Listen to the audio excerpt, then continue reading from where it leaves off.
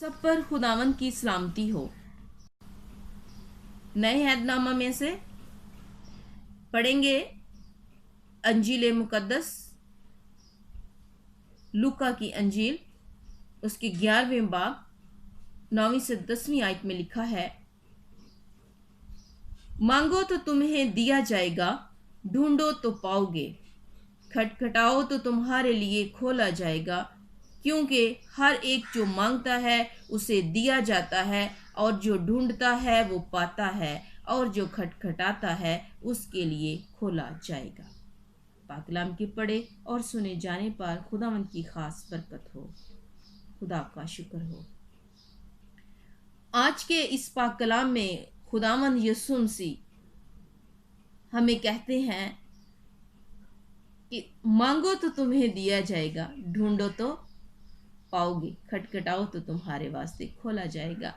यानी कि अगर हम खुदा से कुछ मांगते हैं तो वो दुआ के ज़रिए मांगते हैं, खुदा के साथ रफ़ाकत के ज़रिए। दुआ एक इबादत है जिसमें हर वो तरीका शामिल है जो इंसानी रूह खुदा तक रसाई हासिल करने के लिए इस्तेमाल करती है। दुआ खुदा और इंसानों के दरमियान गुफ्तगू है। खुदा खामोशी में इंसान से हम कलाम होता है और इंसान उसका जवाब देता है। दुआ के ज़रिए हम खुदा से अपनी मोहब्बत का इजहार करते हैं। दुआ में हम अपनी ज़िंदगी में खुदा की मेहरबानियों का जवाब देते हैं। हम खुदा का शुक्र बजा लाते हैं। दुआ के ज़रिए हम खुदा से रफ़ाकत कायम रखते हैं। हमारा दिल और ज़हन खुदा की मर्ज़ी पर लगा रहता है। दुआ हमारी रूहानी मश्क है जो हमें रोज़ बरोज़ खुदा के करीब तर लाने का वसीला बनती है। खुदा के साथ रफ़ाकत रखना रूह की एक अहम ज़रूरत है। रूह की ये ज़रूरत ऐसी है जो किसी और तरीके से पूरी नहीं हो सकती। फितरी तौर पर इंसान में अपने खालिक से रिश्ता इस्तवार करने की ख्वाहिश पाई जाती है जो किसी और तरह से पूरी नहीं हो सकती। इसके लिए वो दुआ का सहारा लेता है। बाज़-औक़ात ज़िंदगी में हमारी तमाम कोशिशें नाकाम हो जाती हैं और हमारी हिम्मत जवाब दे जाती है, तो सिर्फ खुदावंद ही हमारी जज्बाती कैफियत को जानता है, हमारे दिलों को वही सुकून बख्शता और तसल्ली देता है। इसलिए दाऊद नबी मज़मूर 37 उसकी 4थी आयत में लिखते हैं कि खुदावंद में मसरूर हो और वो तेरे दिल की मुरादें पूरी करेगा। जब हम मसाइल से घिरे होते हैं और हमें इनसे निकलने की कोई राह दिखाई नहीं देती, तो हम खुदा की जानिब राग़िब होते हैं, उसके सामने अपनी ज़हनी कैफियत रखते हैं और वो इस सूरत हाल में हमारी मदद और रहनुमाई करता है। इसलिए दाऊद नबी कहते हैं, मैं खुदावंद का तालिब हुआ और उसने मेरी सुन ली और उसने मुझे हर खौफ से छुड़ाया। तमाम दुनियावी ज़रूरियात में ईमान एक बड़ी कुव्वत दिखाई देती है और जो कुछ ईमान से मांगा जाए वो मिल जाता है। मुकद्दस मत्ती अपनी अंजील में लिखते हैं कि पहले तुम उसकी बादशाही और रास्ती को ढूंढो तो ये सब चीज़ें भी तुम्हें मिल जाएंगी। खुदावंद यीशु मसीह अपनी ज़िंदगी में दुआ को बड़ी अहमियत देते थे। मुकद्दस मरकिस लिखते हैं कि वो एक वीरान जगह में गया और वहाँ दुआ की। खुदावंद यीशु मसीह के नमूने को अपने सामने रखें। वो अपने आसमानी बाप के साथ तन्हाई में दुआ करने के लिए चला जाता था और उसकी ज़िंदगी इस कदर मसरूफ़ थी कि उसके पास खाना खाने के लिए भी फुर्सत ना होती थी।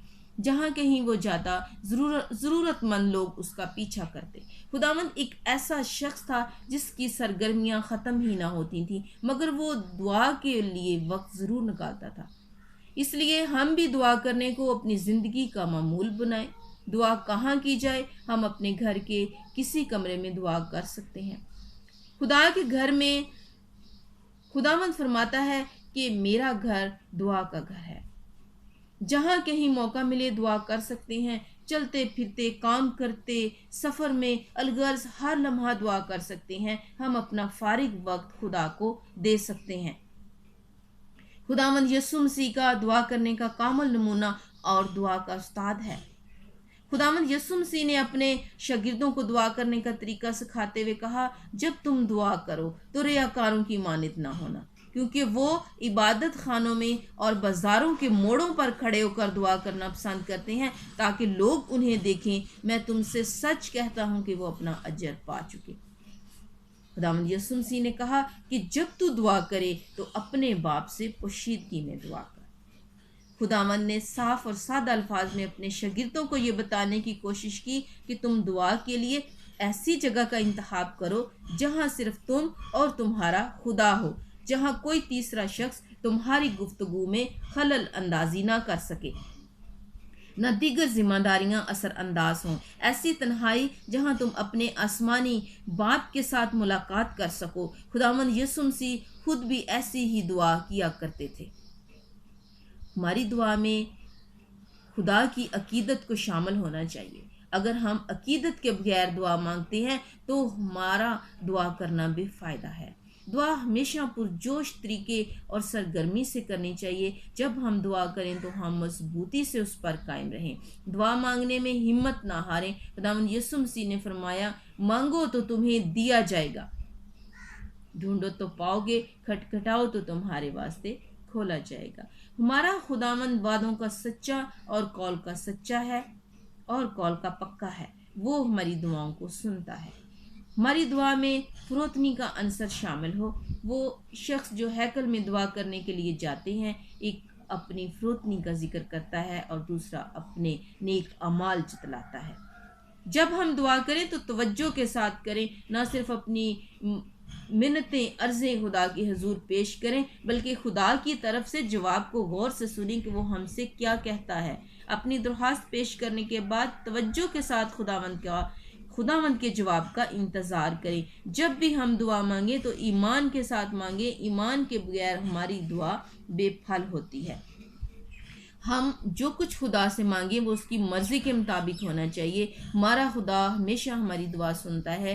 کوئی ایسی دعا نہیں جس کا جواب خدا کے پاس نہ ہو۔ وہ ہماری دعا کا جواب دیتا ہے۔ کلام مقدس میں بھی بیان کیا گیا ہے کہ ہماری کچھ دعائیں ایسی ہیں خدا جن کا جواب فوری دیتا ہے۔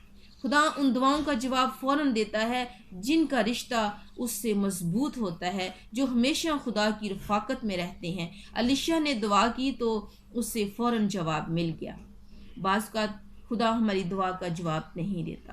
اس کا انکار کرنا ہماری بہتری کے لیے ہوتا ہے۔ ہو سکتا ہے کہ ہم خدا کے بگڑے ہوئے لوگ ہوں جن کو خدا صرف اسی وقت یاد آتا ہے جب وہ کسی مشکل گھڑی یا پریشانی میں ہوتے ہیں۔ خدا چاہتا ہے کہ ہم اس کی محبت کو پہچانیں، اس کے ساتھ ایک تو لمحے کے لیے نہیں بلکہ مسلسل اس کے پاس آئیں، اس کے ساتھ وقت گزاریں۔ دعا کا انکار ایسی صورت میں بھی ہو سکتا ہے جب ہم کوئی ایسی چیز کا مطالبہ کریں جو خدا کو پسند نہ ہو۔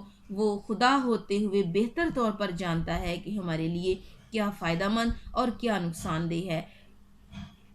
خیال کریں کہ اگر ہم خدا سے مانگ رہے ہیں، کیا ہم اپنی بہتری کے لیے مانگ رہے ہیں، تو خدا کبھی انکار نہیں کرتا۔ خدا کے گھر میں دیر ہے اندھیر نہیں۔ ہماری دعا کا جواب انتظار میں ہو سکتا ہے۔ خداوند ہم سب کو ایسا کرنے کی توفیق دے۔ آئیں ہم سب مل کر دعا مانگے۔ اے میرے خدا، تو کیسا عظیم، قدوس اور عجیب ہے۔ تو ساری دنیا کا خداوند ہے۔ تیرے خیالات سب انسانی خیالات سے بے حد بلند ہیں۔ تیری قدرت زمین کی ہر قدرت سے بڑی ہے۔ تیری محبت اتنی زور آور اور گہری ہے کہ کسی کی سمجھ میں نہیں آ سکتی۔ میں تیری تمجید کرتا ہوں، میں اپنے آپ کو تیری سپردگی میں دیتا ہوں۔ میں تجھے نہایت ہی احترام سے سجدہ کرتا ہوں۔ تو مجھے اپنی مرضی پر چلنے کا فضل عطا کر۔ خداوند ہم سب کو ایسا کرنے کی توفیق دے۔ آمین۔